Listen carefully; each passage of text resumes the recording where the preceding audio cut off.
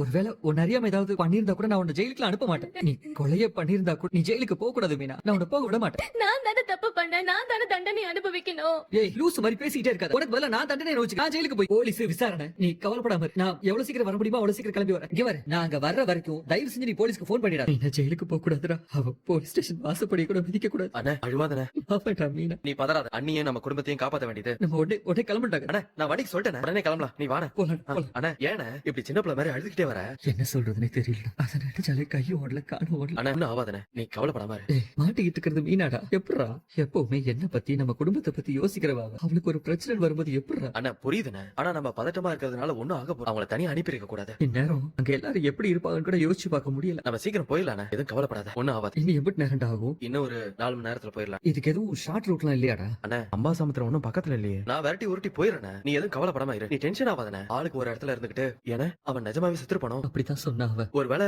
வாங்கி விழுந்திருப்பானோ? இவங்க தப்பா அவன் செத்துட்டான்னு நினைச்சிட்டு இருக்காங்களோ? இப்படி நேரமாவா ஒருத்த மயங்கி கிடப்பியான். அந்த ஊருக்கு போய் சேர்றதுக்குள்ள ஏதாவது ஐடியா வரும். யோசிக்கிறேன், அங்க ஏதாவது நடக்கும், பாத்துக்கலாம். ஆனா ஒண்ணு மட்டும் உறுதியா சொல்றேன், என்ன ஆனாலும் சரி, ஒருவேளை அவன் செத்து இருந்தாலும் சரி, ஒருவேளை மீனா கொலையே பண்ணிருந்தாலும் சரி, என்னால மீனாவை ஜெயிலுக்குள்ள அனுப்ப முடியாதுடா. எனக்கு இன்னுமே அவன் செத்துருக்க மாட்டான் தான் தோணும். ஏண்டா அவங்க செக் பண்ணாம இருந்திருப்பாங்க. நீ வேணா அன்னைக்கு போன் பண்றியா? அவன் நிஜமாவே செத்துட்டானா செக் பண்ண சொல்ல. வேணாம்டா, அவ ஏற்கனவே ரொம்ப பதட்டமா இருக்கா. இப்ப போய் அவன் செத்துட்டானா இல்லையான்னு போய் செக் பண்ண சொன்னு வச்சுக்கேன், அவ இன்னும் பயந்துருவாடா. சரி வேணாம், நீ போன்லாம் பண்ணி எதுவும் சொல்லிடாத. நம்ம எதுவா